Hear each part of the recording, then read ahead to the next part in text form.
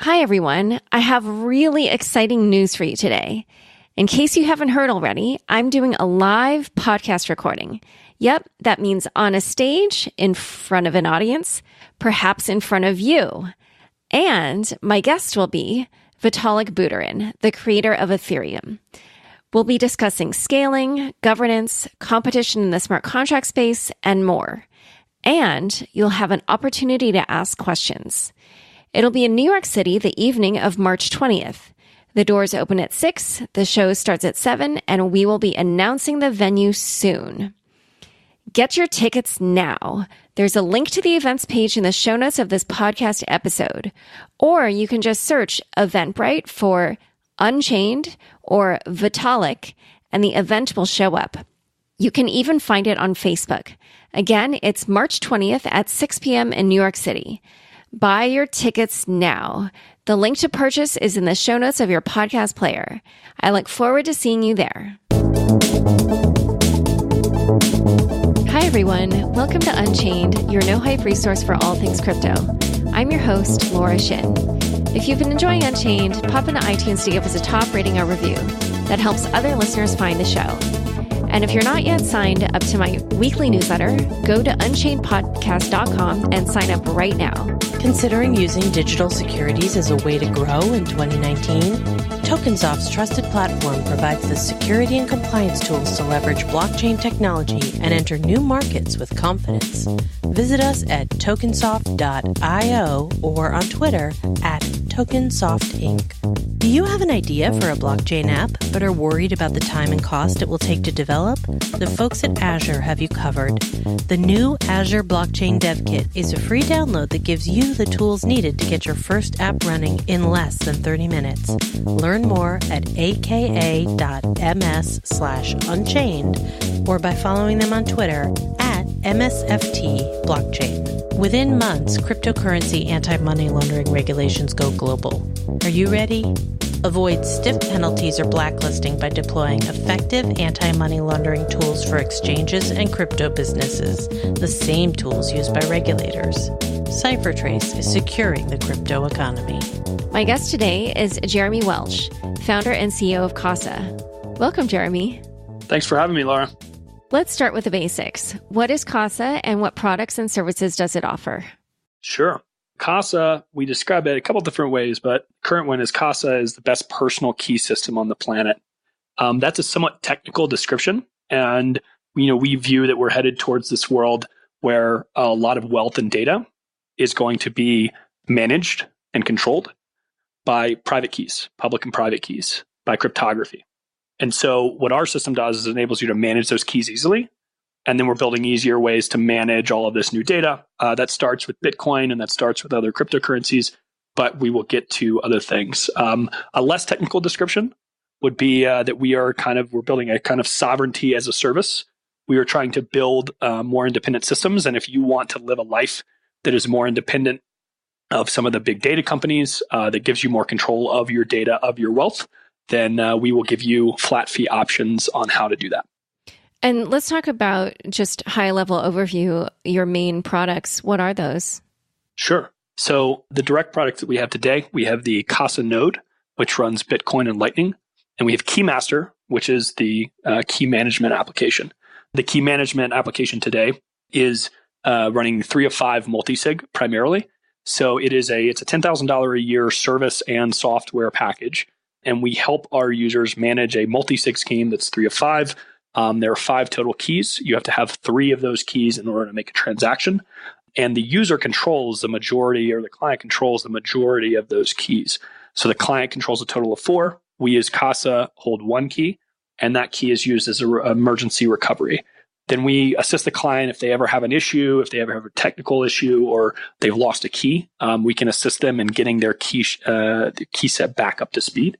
But again, this is targeted at these, what we call premium hodlers, people that have a lot of cryptocurrency, $500,000 or $1 million plus, and they want an easy way to manage that themselves instead of storing it on an exchange or outside provider. They want to self-custody it. The Casa node itself is a Bitcoin and Lightning node, and that enables you to route and send payments yourself based on your local device. All right. So before we dive into the details on those products, let's fill in your backstory. How did you come to found Casa? I founded Casa.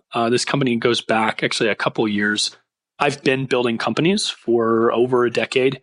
I actually dropped out of Duke for a little while and I joined these guys at Invite Media. We built the first demand side platform. This was in the advertising technology space. And we sold that company into Google in about 2010. And so I got a really good view of what the entire internet at the time and kind of up to now has been based off of, which has largely been advertising technology and advertising systems. So, did that company, we sold that in. I spent a year at Google, learned as much as I could. I went back to Duke, where I studied political philosophy before dropping out and went back to finish up. And when I went back to finish up, I had all these questions. I was in New York with that company and with Google around the time of the financial crisis. So I had all these big questions as to how the global capital system worked. And I went back to school and started digging into these questions. And that's around the time that I found Bitcoin. So the kind of first public thing I did, a lot of private study. And then the first public thing I did was we did a Duke Bitcoin conference there. Matt Carollo, who is a Bitcoin Core contributor, a few other people that are now in the ecosystem. We were all at Duke and we wanted to do something to get more people at Duke into that. But that was the kind of first public thing. And then fast forward a few years later, when I was building another company, this company started getting pulled and shifted more and more towards this ecosystem. And it really became Casa. So we actually started, funnily enough, as a home sharing app. And I'd been in the ecosystem for a long time. I knew the space. I was technical. And the shift towards this broader kind of sovereignty as a service or more of a platform company instead of an application company happened because we tried to build an application first.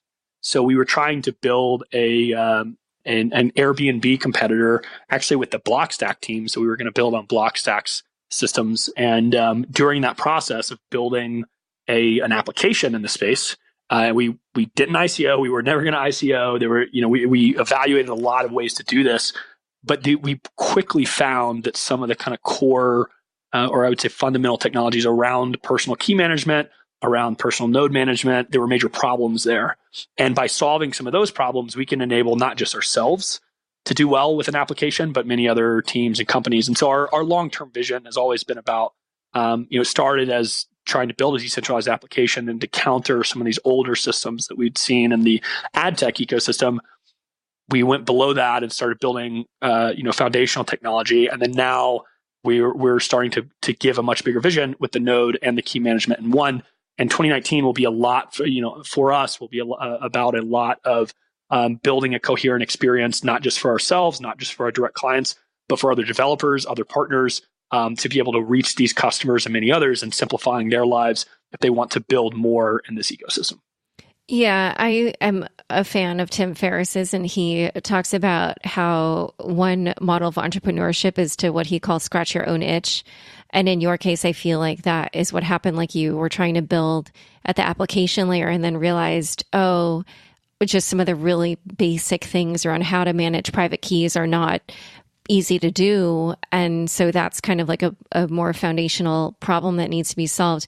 And this is something I've been commenting on recently in episodes, but one thing that's always puzzled me a little bit about some of the hardware devices is that they ask you to safely store your your seed phrase, your right? Seed. Yeah, your seed phrase. And right? I'm just like, oh my gosh, where would I store this without, because like I'm the kind of person where if you ask me to kind of organize documents or something, then I will, if I kind of file them away, I will never know ever again where I put them. Like I just will not remember how I organize. Like I will not. And so I just wondered if you could just sort of describe what you think are all the problems with how an individual might try to safely store their seed phrase. Yeah. I mean, you really hit the nail on the head. We talk a lot about how beneath that single statement of, keep your seed phrase safe, is an entire discipline, right? There's an entire company. There's an entire, you have to be an expert just to do that. And the brilliant thing, Elena, who joined the team, she was the CEO and founder of Trezor, one of the first hardware wallets, and they tackled the real problems that they were addressing and tackling around key management were actually against online threats. You didn't want to keep keys directly on your computer or any kind of hot connected device. And they succeeded in that. They succeeded in solving that kind of core set of problems. But along the way, with the design of having some form of backup, they opened a new set of problems. And we are addressing this kind of new set of problems and the kind of broader ecosystem. And when we do that with the multi-sig is we have what's called a seedless setup, where we don't know the seed phrases. We've intentionally built the system so that we don't know the seed phrases whenever we're setting up your keys. And you don't know the seed phrases. You don't record them. You don't write them down. You generate all the keys. And then we've made it really, really easy to swap in new devices. So what happens is if you lose a device or a device becomes compromised, you're attacked and a device is stolen, then you just swap out a new device into the key set. And we made that really easy. It's seamless. It's 2 or 3 taps, happens in a few minutes, and no command line, no copy pasting, just very fast. And by making that easy and then wrapping a support service around it, again, we're trying to address this kind of this entire discipline that you have to learn. We do view this whole process. It is going to be a journey for most people. Anybody that's used a Trezor, it's incredibly empowering the first time they try it, and they're they whenever the funds actually land on the device and they're walking around, they're like, wow, I mean, I could cross borders with this. I can go anywhere with this. And then the scarier thing is if I lose this, right, then it's just gone. And there are these kind of like scary things around it, but it's also incredibly empowering. It's like, I don't know if you think back to like the first time you drove a car as a teenager. Today we totally take it for granted, but the first time you get behind the wheel and you're driving this big car and you can go fast, and it's a rush, right? And it's really empowering. And and I think we're going to see similar things around this technology as it gets easier and easier. And I describe cars a lot because if you think about what goes on behind a car, the push button nature of just a Toyota Camry, you just push the button and it starts, and you just hit the gas and it goes. But behind that, there's an incredibly complex engine. Tens of it's over 10,000 parts, and a standard automotive engine, and it just works. And so I think that where we need to get to is, even though we have these components like a Trezor, like a Ledger, and we have these current experiences to where it's like, wait, okay, this one component, even though it's supposed to be simplified, this actually is creating more complexity. Over time, we will get it to a push button, just swap in keys. If you lose one, you can just go buy one at a Best Buy or some other store. I mean, we want to get to this world where it's just common nature to have lots of these key devices around, and just much easier to use. Yeah, that would be comforting to someone like me, because I am known for losing things constantly, and it's super annoying for me, even though it's my family who's always complaining about it. And I'm like, why do you guys care? It's me that is one who's affected by this. But anyway, so I actually just want to unpack this multi-sig solution. You kind of briefly described it, but from a diagram I saw on your site, so as you mentioned before, you guys keep one key that's kind of like an emergency backup. And then the other Right. 4 are accessible to the user themselves. So Right. There's one on their phone app, one that they would keep at home, one that maybe they put in a bank, and one that maybe they keep at work. But so like, for instance, in my case, where I don't have, another place where I work, where would you recommend that I put that 4th key? Sure. So this changes. Each person is different.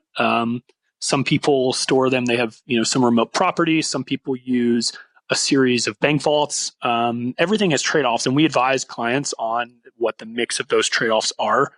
Some people, they have a brother or a sister or some sort of sibling that they'll end up storing it with, that they trust and that they're very close to, and that they maybe co-own some other properties or something with, and they do some kind of combined financial work with. Sometimes it's another business partner, right? Like, so it's not always just different locations. Sometimes it's different people.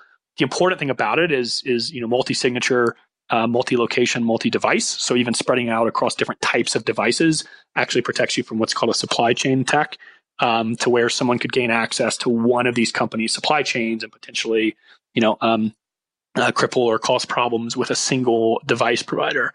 But the answer, again, kind of jumping back to that, is that it really depends on the client. We do have these kind of core principles around how we approach clients, and the first one is sovereign customers first.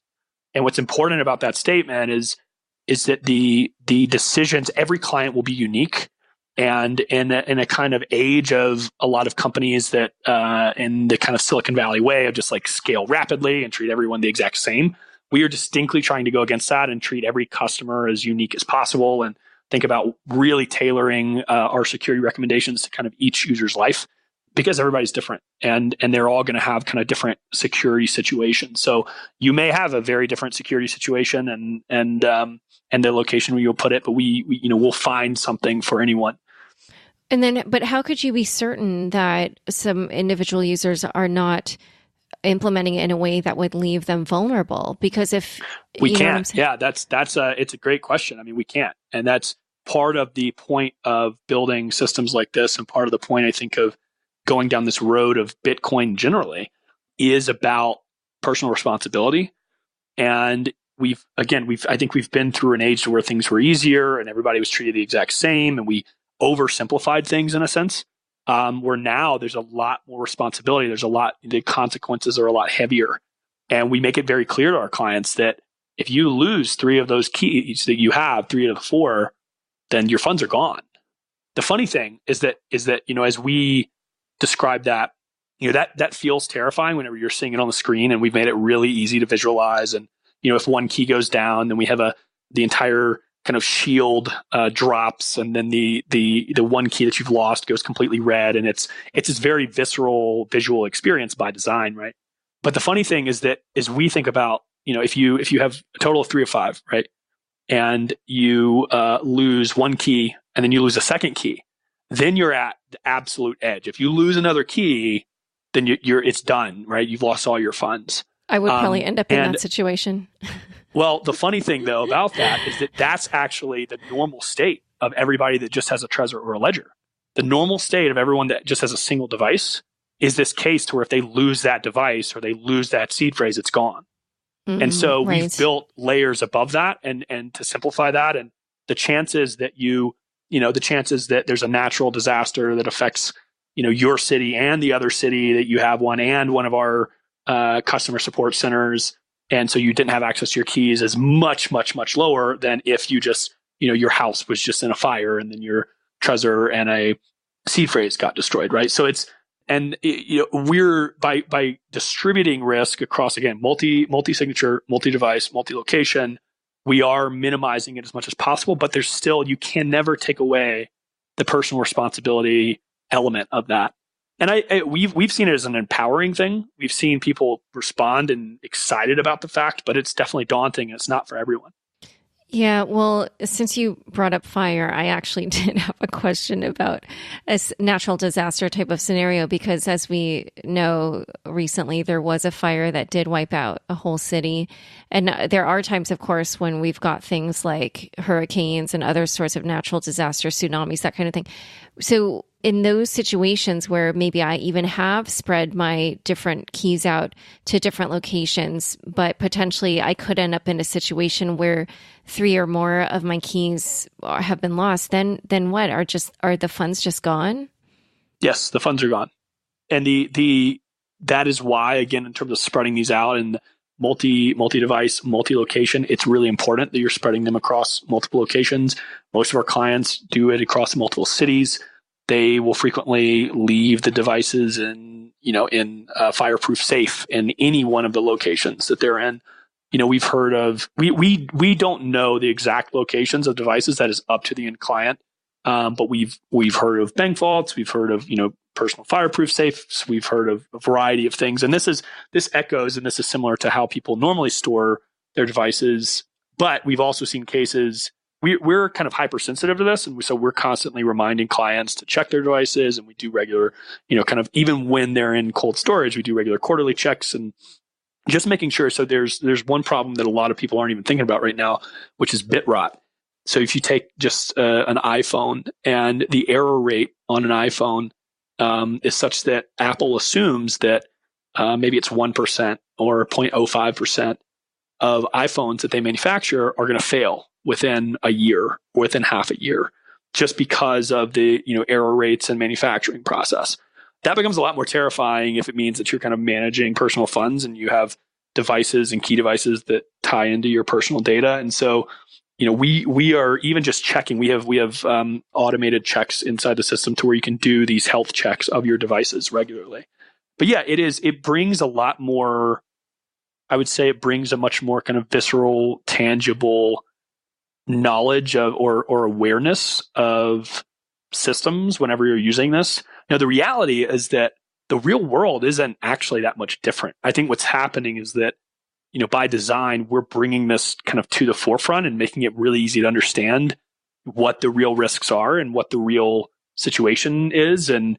But the reality is that it's not, the world's not that much different. It's, more car analogies. If you're ever in a car accident, for a while after being in a car accident, most people are jittery. They're very they're careful and they're looking around and they're realizing again, how fast cars are going. But then we get in these flows of just being used to being in a car and no car accidents are happening, and our minds just kind of turn off to the real risks, where again, we just see it as these are the risks that are around us always.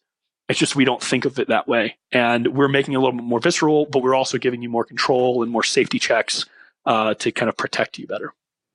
Yeah, but I just wonder, this is a lot of responsibility for an individual, whereas if I use something like Zappo, where they have the private keys in multiple geographies around the world, that's kind of a level of protection that I myself can't probably implement, right?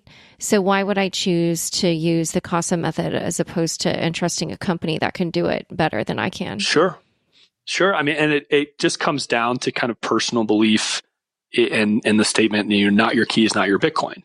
So company like Zappo, great product, great company. We've heard nothing but good things. We know some people over there and, but it's just a different kind of model. We can't personally, maybe if you're a friend of one of the founders' employees, you can go visit, the facilities to make sure that those servers and the keys and everything else are there. You are inherently trusting that company and that they are running those and that they're not just kind of storing it on a server in someone's back office or in someone's house, right? You're trusting that those things actually exist. It is, to be honest, it is a lot of marketing. It is mostly marketing. And they may actually have those bunkers and they do serve a real purpose, but you're still trusting. There's still that element of trust where we are trying to build the best possible system for you to self-manage and self-understand and have the full power. And this stuff, it may be tested sooner. It may be tested later. I think that we're in a time right now, which we're very lucky with the bear market, to where we're just able to build a lot of new features and there's not as much of a rush. But whenever bull markets hit, everybody looks around and the prices are shooting up and everybody is like, oh my gosh, if this does actually kind of hit this hyper Bitcoinization situation, if the price is really, even if they just go to 50K a coin, even back to just 20K a coin, the calculations become very, very different. The amount of money on the books becomes very, very different. And the way people think about these systems becomes very, very different. And we're only, Mt. Gox, there's the famous video, I think, of Roger saying, oh yeah, everything's fine at Mt. Gox, something like a week or 2 weeks before it was just absolute mayhem and they realized they lost all the funds. So it is one of those things to where it's personal choice. It is, some people are never going to want to fully manage this and fully take the responsibility for it. But for those that do, and those that want to go down this path and want to grow stronger through it, and that want the absolute best protection, we're going to offer that. So let's talk about attacks as well, which we started to do. You mentioned earlier that if someone loses one of their keys, you guys can easily replace that. So in that case, the other 4 keys are still usable. You're just replacing the one that is lost. Is that correct? Right. So the client can go, they can grab a Trezor or a Ledger. We work with both systems. They can grab any Trezor or Ledger from any manufacturer. It doesn't have to be us. It can be directly from the manufacturer. It can be from another store. It can be an extra one that they have laying around. They can use any device and pop it in and reset their key shield. We also offer for our clients, we are authorized resellers for both Trezor and Ledger, and we hold extra devices in reserve. There have been cases to where because of supply chain shortages or other factors, it would end up taking a week to ship a device. And if you've lost a device and you want to get yours the next day, then that's a problem. So we hold extra devices for all of our clients. So overnight, no matter where they are in the world, if they need a device, we will ship it overnight shipping, fast as possible, most expensive, whatever it is, to get them the device as soon as possible. So what if I'm a bad actor, as they say, and I will use my sound engineer, Chris, as an example. Let's say I go hold up Chris, hold him at gunpoint, and he's a Casa user. And I force him to report that he's lost one of his keys. So then you guys give him a new key. So now so maybe what happens is maybe I'm the attacker and I have brought my own Trezor. And so sure. Chris now has the key on his phone, the key at his house, and now I have Chris report a key lost. Maybe the key at work is lost. And then I say, Chris, have them send the new key to my Trezor. So now there's 3 keys at this, one location where I'm holding him at gunpoint. So then can I force him to send out all of his Bitcoins that way? No. Because okay. you would still have to, so you still have to do it. So you can swap in keys, but you can't actually access funds because the funds have to transfer over. So we've simplified the 2 steps that we've actually done. We noticed this. We actually, did user research and noticed that anytime someone lost or thought their device was compromised, we talked to some people that even just firmware updates that, someone got scared that their device was malfunctioning. What would frequently happen is someone would buy a new device, they would reset the seed on the new device, and then they would transfer funds from the old device to the new device, or they would immediately transfer funds to a totally new, fresh device and fresh seed, right? So we've taken the kind of middle step out, and so what happens is you rotate in a new key, you have a new key shield, and then you transfer the funds. You do a wallet sweep to that new key shield, to that new setup. And with that new setup, you still have to transfer the funds. So in order, if you were holding Chris at gunpoint, you would still have to travel with Chris to several other of his locations to actually transfer the funds and do a signature to get the funds onto the new key shield. Even though he has 2 keys in his possession, and I've now fashioned a third. Correct. Oh, okay. And wait, correct. And so why? Wait, and I guess what I don't understand. Yeah. Is that so in this situation that I outlined where he's actually lost one of those, or I forced him to report that he lost one of those keys, then how do you transfer the funds to the new device if supposedly that the other device doesn't, we lost it? Chris, so you're still having to sign with the existing key set. So you're still having to sign, even though you've lost one key, you have 4 remaining keys, right? And well, of those I guess 4 3 in his keys, possession, and then you the have to 4th still is do yours. you technically only 2. If you're at a location to where he had 2 devices, so say he had his phone and he had a device, and this was at his home and his home safe or something, then of the old key set, there's still only 2 keys there. So he's going to have to travel to another location to get another device, make another transfer, and it's that element of having to go multiple locations and interact with multiple parties that is the real security around all of this. That extra time for most attackers is not worth it. And in that extra time, we have the ability to flow even emergency lockout feature that just shuts down the account, locks out the account. So even as you're walking in the door, if Chris just tapped that locks his account down entirely. Now, if you had all of the devices, you could still get access to it. That doesn't enable Casa to do anything malicious because Chris still holds all the keys. It just slows down the process of executing any transfers because you're not doing it through the actual end interface, if that makes sense, through the iPhone apps and the web apps. And you would have to do it manually at a command line in a more technical way. So all of that just to summarize that, again, multi-device, multi-location, that model, that protocol is what's helping protect Chris. We are here as a service to help run that model and help keep those keys up to date and help provide service, help debug problems. But at all times, the end user is in full control. They have the full set of keys. Casa is never in a position to where we can touch, access, end users' funds. And an attacker would also have to go these multiple locations, to get anything. And then what if I get a hold of Chris's phone and then I flag a couple of his keys lost and somehow can access one in a new location? Then could I generate new keys for myself and then hack his Bitcoins? So repeat that like again. If I if I get a hold of his phone, mm-hmm. It's sort of like we were joking about SIM swapping before the episode, and so what I'm talking about is like it's not SIM swapping. It's like if I literally just steal his phone and then I get into his Casa app, can I flag a couple of his keys lost and then issue myself new keys but claim that they're his? Do you know what I'm saying? And then use those new keys to hack his Bitcoins? Yeah, the important thing is that with any of this key management, the end user is doing everything. So we as a company, we can provide, we can help. We provide a simplified UI and we provide some support service around it.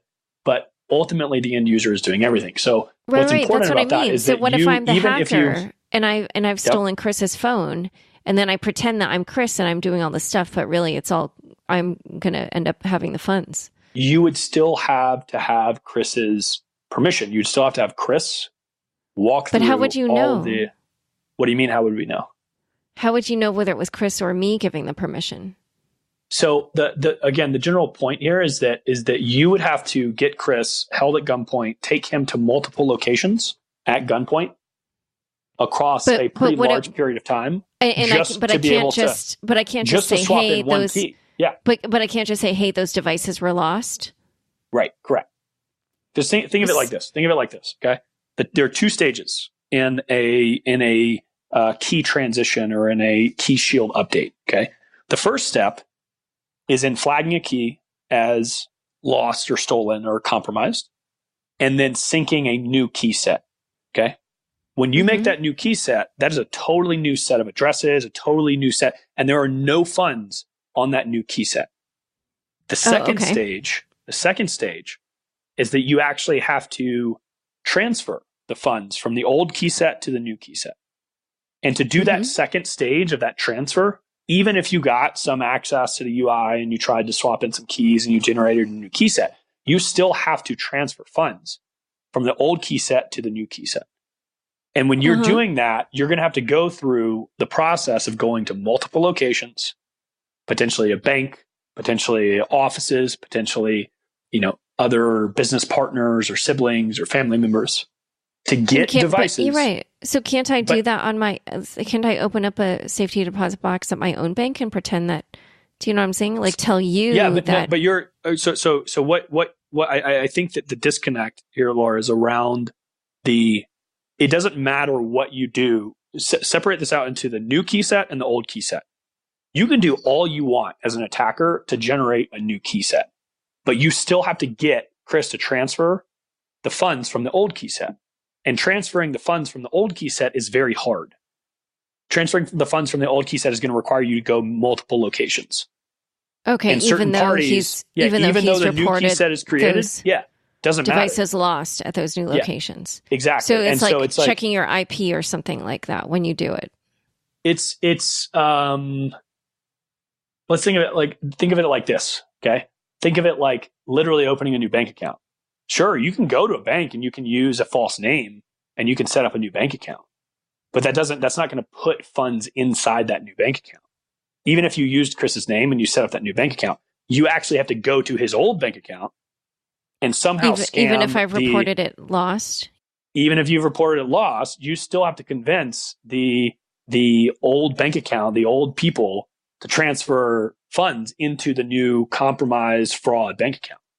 And again, the calculation here is that the level of complexity required for you to generate these new keys, new key set, and go through and transfer all the old funds is extremely high. Going across multiple locations, needing to know multiple pins over multiple days, multiple hours at a minimum, potentially multiple days and multiple geographic locations is extremely high. And the chances that Okay. no one would notice are very, very low. And also keep in mind that the instant that that a key is compromised in the system, we know about it as a company and we're calling to check on our clients. And if we don't hear back from a client and a key is compromised and there's something going on, then there are procedures. We have procedures with different clients, for whether we would call authorities, whether we would call their family members, whether we would call, what the kind of emergency process is.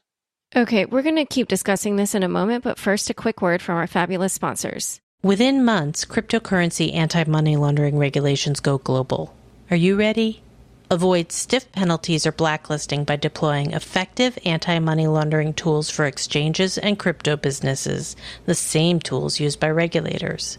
CipherTrace is securing the crypto economy. Face it, regulations can stall or kill a fast-moving crypto business. New Financial Action Task Force and European Union cryptocurrency AML laws are coming soon. You could be hit with stiff fines or blacklisted, no matter where your servers are in the world. Prepare now. Deploy the same powerful CipherTrace tools used by regulators. Protect your assets, streamline your compliance programs, and keep your exchange or crypto business out of the regulators' crosshairs. Learn how effective anti-money laundering tools help keep your crypto business safe and trusted. Learn more at CipherTrace.com/unchained. CipherTrace is securing the crypto economy. Getting your blockchain app off the whiteboard and into production can be a big undertaking. From connecting user interfaces to integrating disparate systems and data, blockchain app development can be time-intensive and costly. Well, the folks at Azure have you covered. With a few simple clicks, the Azure Blockchain Workbench can create a blockchain network for you, pre-integrated with the cloud services needed to build your app. And with their new development kit, users can extend their app to ingest messages from bots, edge devices, databases, and more. It's free to download and gives you the tools you need to get your first app running in less than 30 minutes. To learn more about the dev kit and how to get started, visit aka.ms/unchained or follow them on Twitter at MSFTBlockchain. Issuing a digital security on the blockchain can be a significant undertaking, particularly to ensure compliance requirements are met. Tokensoft's trusted platform provides security in a world of uncertainty by working with top legal and financial experts so that your digital assets are secure. Tokensoft leads the market in providing technological tools to support tax, banking, and securities regulations for issuers of digital assets. We are honored to have supported leading companies in 2018. To learn more about issuing digital securities successfully, visit tokensoft.io or follow them on Twitter at Tokensoft Inc. Back to my conversation with Jeremy Welch of Casa. So when you say that, I as the attacker or anybody would, if they need to kind of create new keys, and you say that you require them to go to different locations, how do you know they're in a different location? That's the proof of a signature of a device. So that comes down to using actually a Trezor to sign a signature to execute a transaction on that Trezor, right? Or a ledger. But how do you know that they're not?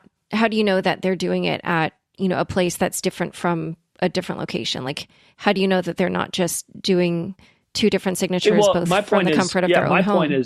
My point is that it doesn't matter. Like, it doesn't. My point is that.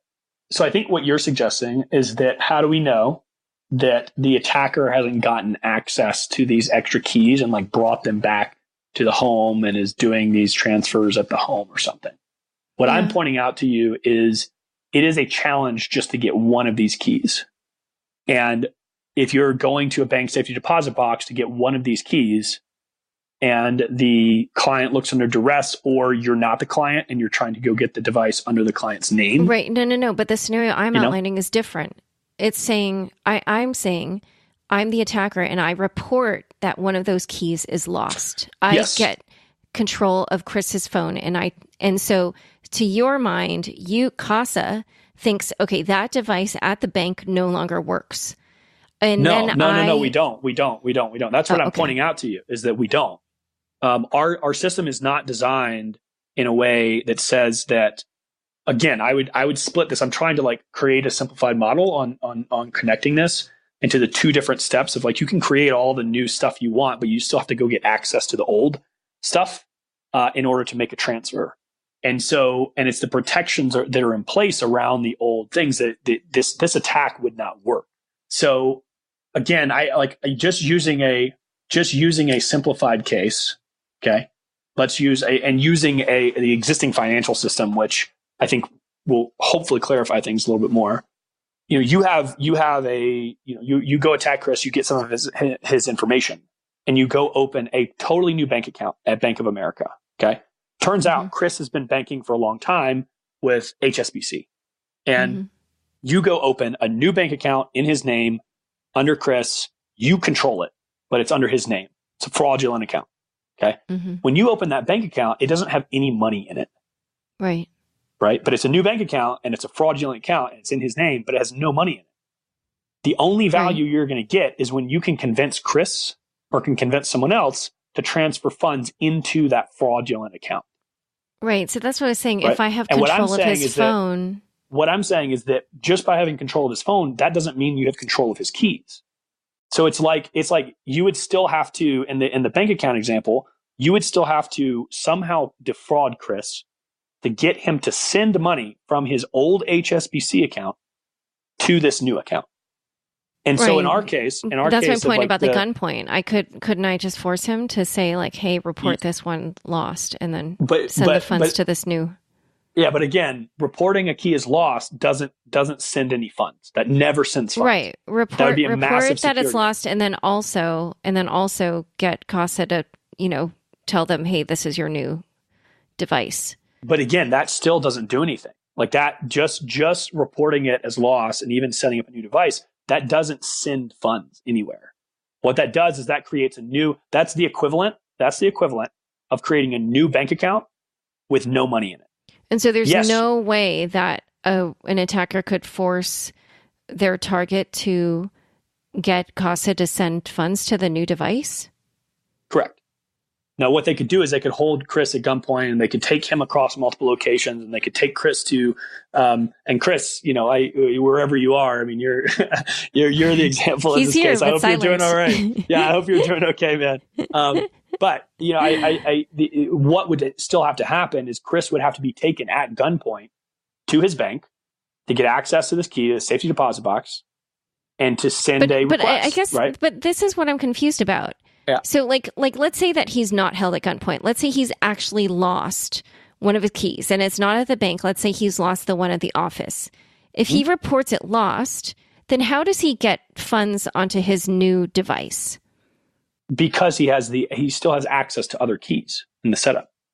Right. So that's what I'm saying, that somebody can hold Chris up, and Chris now has the two keys, one on his phone and one at his home. So this is where I think, okay, I see what you're saying. Okay. So the disconnect here, okay, is that the total in the 3 of 5, it has to be 3 of 5 of the same key set.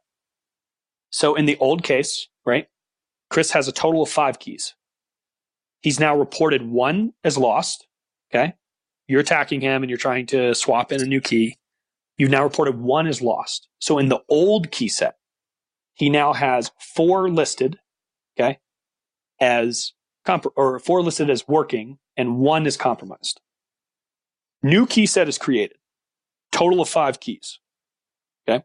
Oh, but I thought you said that when 1 is compromised, that only 1 gets swapped in and the other 4 remain the same. That's correct. The other 4 remain the same. But it's not 5. It's not a new set. Then. It's just one new key. No. It is a totally new set of addresses. That one new key with the old 4 keys creates a totally new key set with a totally new set of addresses. So in that case, you now have two key sets. You have the old key set and the old set of addresses, and you have the new key set. Okay, so basically, right? So wait, and so just to understand, so old key set has these 5 addresses, A, B, C, D, E. The new key set, even though it uses some of the old keys, even though 4 of the keys remain the same, now the addresses are, what is that? F, G, H, I, J. Exactly. Something like or that. X, Y, Z. Okay. Yeah. And again, that's where it's like, that's where this new key set is like a totally new bank account. It is totally fresh addresses. And so you still have to, the stage that you're missing is that you still would have to attack Chris and have him transfer funds from the old key set to the new key set. From the old addresses, from the ABCD addresses to the new addresses for, FGHI. Right. And that transfer, that would still be very, very hard. Right. Well, maybe I could do it. with Chris. Okay. I know that was a lot of back and forth, I'm sure Chris and I know would that was confusing. give me his Bitcoins. Yeah. No, I know that was a lot of back and forth, and I know that was confusing. And this is complicated stuff. It took us a long time to map out this model, and the specific decision we made from a security perspective is that we wanted a more rapid response system, and wrapping a lot of support around that to where you basically have two approaches to security. Either you're going to put yourself in a steel cage, cement cage. You're going to surround yourself with guns, and everything's going to be secret, and no one's ever going to know, and everything is like tightened down as fast as or as much as possible. There's an alternative security approach to where it's like a rapid response model, to where it's your ability to rapidly respond very quickly. And we joke about this being like the Terminator model, to where you have this T-1000 that keeps coming in the Terminator movies, that keeps coming after him. And it doesn't matter if you shoot a gun into him, or they throw something at him, or they hit him with a big, some sort of, construction equipment. It doesn't matter. He keeps reforming himself quickly and coming after them. Right. And in a similar way, we're taking a model, the old model, of using just a singular device or using a singular cold setup at Zappo or wherever, with a singular bunker. What we're creating is this faster model to where, yes, you have a bank in New York, and then you have a home in San Francisco, and you've got a key at each of those, and you've got a key at some other place. And you know what? Yeah, the house in San Francisco might burn down, but then you rapidly readjust and shift to a new key set in a new location. We're creating this more rapid response model that in each of those situations, you're kind of hardened down, and you've got things in a fireproof safe, and you've got things pre-protected. But it's that rapid response piece that's very, very different. And that's where the service is super important too. So I just thought of something else. Because, sure. Okay. So what if I hold Chris at gunpoint, or either that, or I get control of his phone? And then what if I report the 2 keys in the other locations lost? And then also now I only have 2 keys in my possession, because both the one at the bank and the one at my office have been lost. And all I have is the one on my phone and the one at home. Then I call you guys, or I make Chris call you and refashion the new key set, and also move the funds so that way but we can't. That last step you just said of just moving the fund, that's the thing that can't be done easily, and we can't control that. Maybe one approach. But like I could force Chris to do that. You could attempt to. Yeah, you could attempt to force Chris to do that. And we've never proposed that we like totally lock everything out of the system. Or we totally prevent any attacks whatsoever. We create a scenario to where to attack you becomes much harder. Yeah. And the chances of someone detecting an attack increase rapidly, because you've got your keys in multiple locations. You have a rapid response model. You have a big red button on your account that locks the account down and locks all access to just even generating or flagging keys as suspect, right? And sends alerts to us. And so you have all of these precautions that makes it much harder to actually attach or attack, and it slows down any attackers. And that's really important. And I just want to add that down. I'm definitely not advocating that anybody do this. This was more like an intellectual exercise. But actually, I am not either. I had a question, which was, so in the 3 of 5, so let's say that I want to make a transaction. Is there a time frame in which I have to have all the 3 of the 5 keys, participate in to make that transaction? Like, do they all have to? No. No. So you can separate them by multiple days. You can do it totally asynchronously. So you could do 3 or 4 days difference. But yeah. And what if it's like a week or 2 weeks? Sure. Oh, okay. It would still work. Now, holding that, that long and building a key set, it would still work. And we've also talked about building features that, time out after a certain period. Right now, it's relatively open. But there's a lot that we're still building. And I think that even having time locks around accounts and around certain signatures is something that we'll build in eventually. The important, I would just say that the important way to think about this. So we started actually with Glacier Protocol and looking at the security model around Glacier Protocol and totally offline paper copies and the maintenance around that, which was enormous.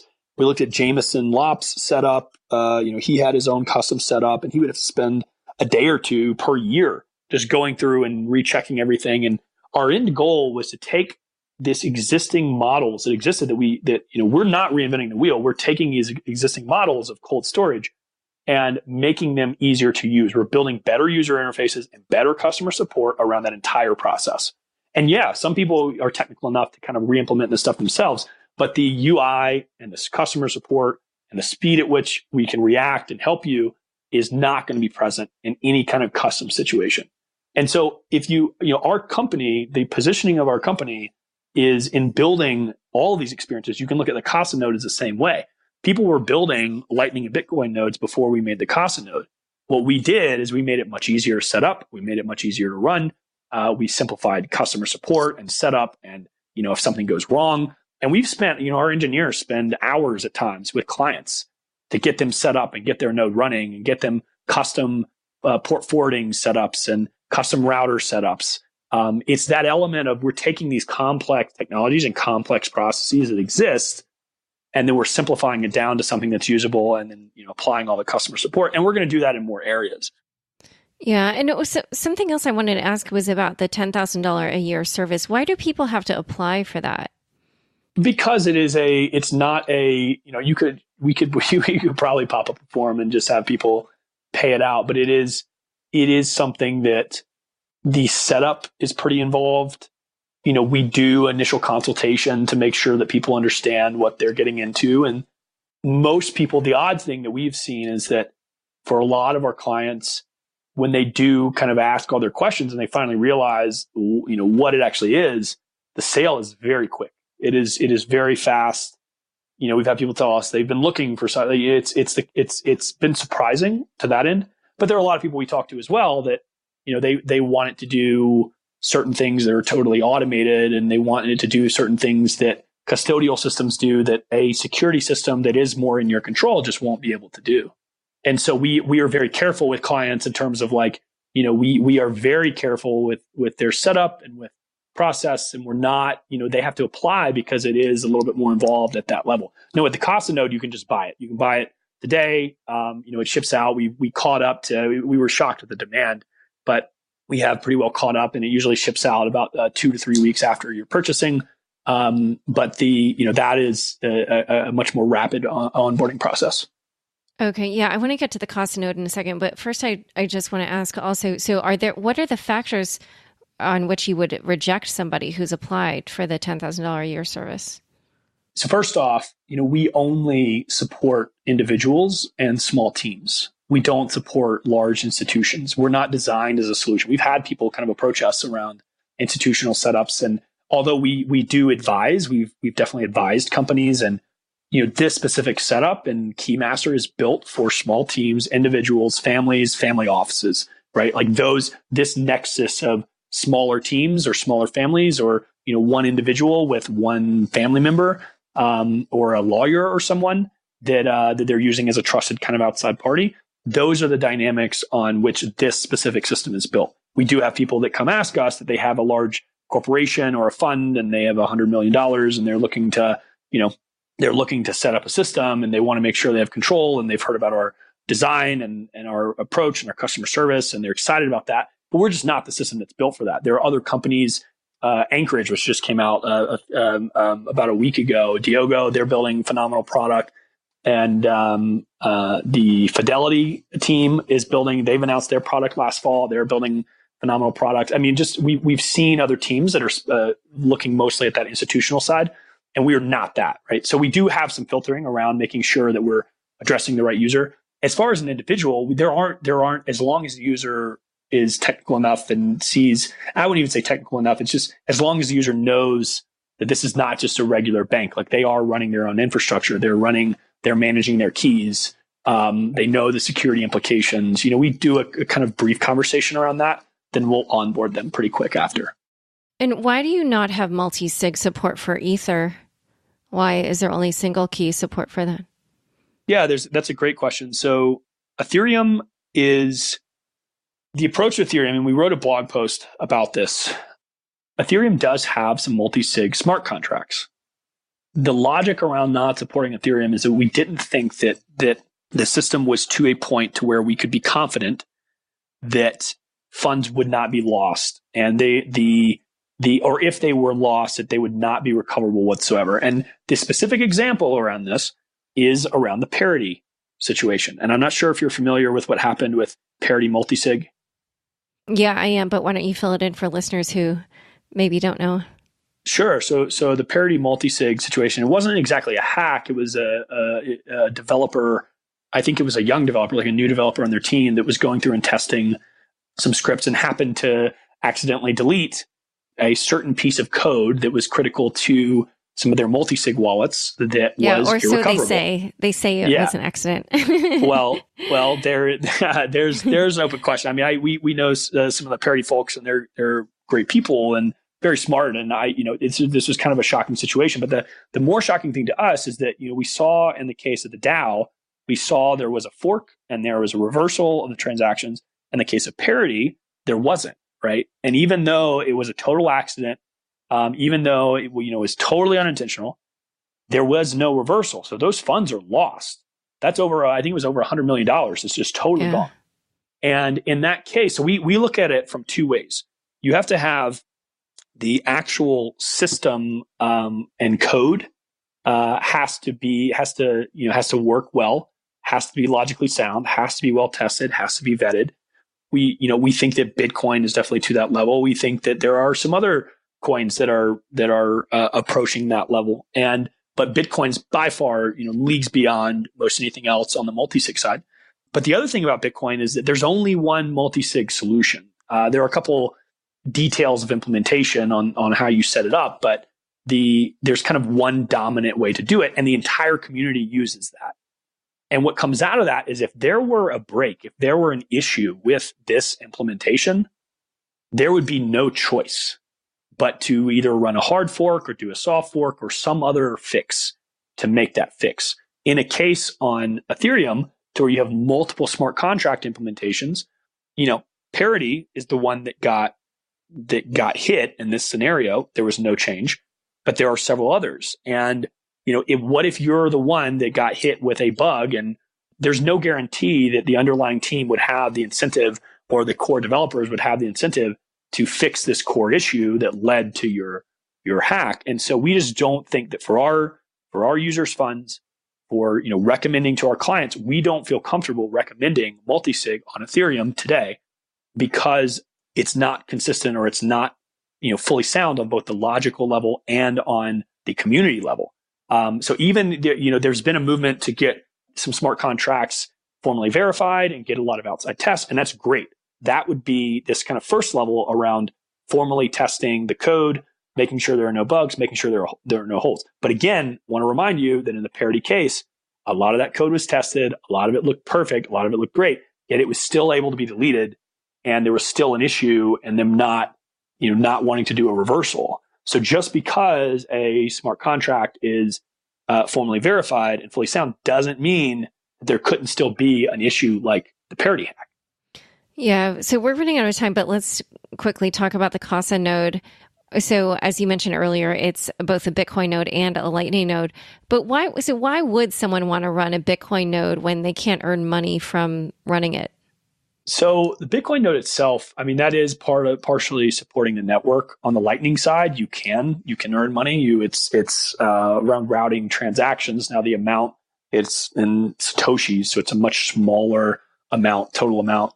But you can earn some. And today, a lot of running a Bitcoin node and running a Lightning node, it is a somewhat niche experience. It is a kind of early adopter experience. that is changing. There are now games and applications around Lightning that are, we think 2019 is going to grow a lot on that side. And we've heard of even several teams that have shifted their entire focus towards Lightning and Lightning applications that, that's not public yet. But I would just say that, on the Bitcoin side, it's about securing the network.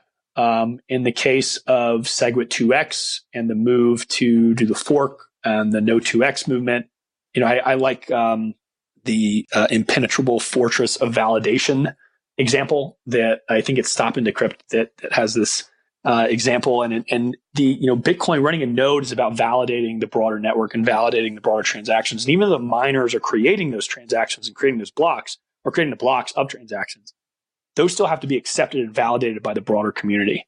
So running a Bitcoin node, you are doing a kind of community service and validating the broader network and strengthening the broader network. And I think that that's going to become more and more apparent and more of a kind of personal thing for people and contributing to the network. But on top of that, I think you're actually going to get this day-to-day use case and much more, just kind of pure applications use case around Lightning. And so do you imagine that eventually that Lightning will be kind of how people end up using their node more often? Because I don't really know. That's how it is today. Yeah, the majority of it today what is would all people Lightning. Use their node for? I would say 90%. 90% is Lightning. 95%. The way to think about the Casa node is... But where can they use that? Because there's not many places, right, where you can use Lightning.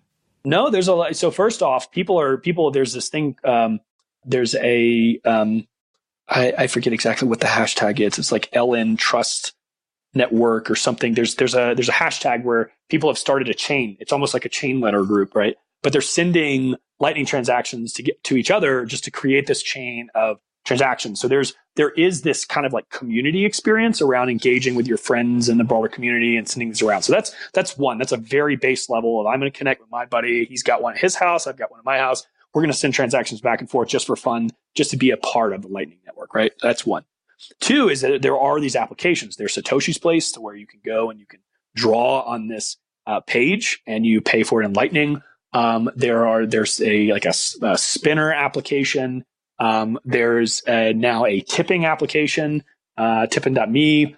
There are more people are building more and more applications. And I think that, where this goes is that we could see applications emerge to where you do go, you instead of upvoting someone on a comment thread with just a single vote, you're actually upvoting them with a Satoshi, right? You could see a Reddit being rebuilt on top of Lightning and all of not on top of some other coin, but on top of Lightning and on top of Bitcoin, to where you're actually upvoting and being able to send Satoshis as, some mechanism to, and I think Y'all's actually is allowing some of this in terms of payments to just read articles today. So there are a variety of applications now. It's still a small set. We're still in early days of this whole network, but I think 2019 is going to see a lot there. And our end goal with the Casa node is, we describe Casa's end implementation setup as a node in every home and a key manager in every pocket. We want to get to a world to where the internet is rebuilt around nodes and around validation and around kind of more personal control of data, and also around better key management. And if we, those two things in combination, we can rebuild a lot of applications and services. And so this is just the beginning in terms of, Bitcoin and Lightning are most important, but we are envisioning a lot more applications, a lot more ways to use those devices now that they're in the home. And we'll be announcing, making a bunch more announcements throughout the rest of the year for that. So. Yeah, well, that's what I was going to ask you, because I guess like right now it sort of feels like you're targeting these small niches, right? The people that have $500,000 or more of cryptocurrency, the people that want to transact in Lightning using their own node at this very small number of places. But it sounds like your vision is that in the future, this behavior will be more mainstream. Is that what you're saying? That having 100%. Your setup. Oh, interesting. 100%. And I would liken it to, in the early days of the internet, and you had 28.8 modems and dial-ups, and people weren't even dialing up through ISPs. They were just dialing to each other and dialing into message boards and sending messages around in the early days of the internet. And somehow we got to a Facebook and Google and, this massive applications-based world where people write entire documents and watch videos and watch TV, and all of this data is streaming over the same network. And a lot of it's advertising built, but the incentives around Bitcoin and Lightning and these other base systems, we can rebuild a lot of internet architecture and a lot of application architecture around these instead of around the advertising-based systems that we've seen before. And so that's where we see the market going. And again, it's still early days. We're not proposing that the devices are built today are ready for the kind of common person. But the Casa node is built if you want to try Lightning and if you want to try these early technologies. It is built for average people to plug into the wall and to just get up and running. So we're working on a lot more. I can't share all the details there, but we're turning. What I will say is that we are turning Casa into a sovereign experience at every price level. And we want to make that easier and easier for people so that it's not just about Bitcoin and Lightning. It's about broader applications, but about this ability to kind of opt out and to kind of take more control of your data and take more control of your kind of computing life more broadly. And so over 2019, we'll be launching a lot more around that with multiple price points and multiple support points and multiple products that kind of fit into this sovereign experience. All right. Well, we'll see if you guys are able to capitalize on this sort of sentiment that's going against the current model of the internet. I don't know. I could see it going either way. There's momentum against right now, but also there's a lot of, what's the word I'm looking for? Not the opposite of momentum, but inertia, where people are just lazy and willing to sign away their privacy. All right. So I have so many more questions I didn't get to ask you, but I was going to ask you, is it okay if I just email you a few and then maybe you could write them up and I can publish them on the website? Yeah, sure. It won't be a ton, but yeah, I'll just try to be selective because we didn't get to everything. Yeah, no problem. In the meantime, where can people learn more about you and Casa? Sure. So you can go to keys.casa is the primary website. If you want to buy a node right now, you go to store.casa, store.casa, Casa. And you can buy the Lightning node today.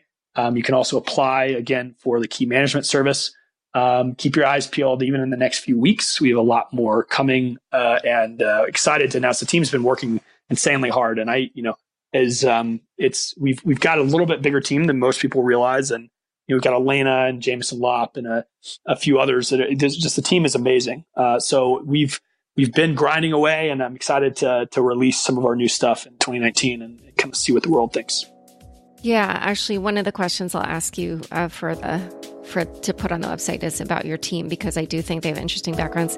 All right. Well, thank you so much for coming on Unchained. Of course. Thank you, Laura, for having me. Thanks so much for joining us today. To learn more about Jeremy and Casa, check out the show notes inside your podcast player. New episodes of Unchained come out every Tuesday. If you haven't already, rate, review, and subscribe on Apple Podcasts. If you like this episode, share it with your friends on Facebook, Twitter, or LinkedIn. If you're not yet subscribed to my weekly newsletter, go sign up right now on unchainedpodcast.com.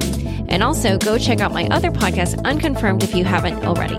Unchained is produced by me, Laura Shin, with help from Raylan Gallipoli, Fractal Recording, Jenny Josephson, and Daniel Ness. Thanks for listening.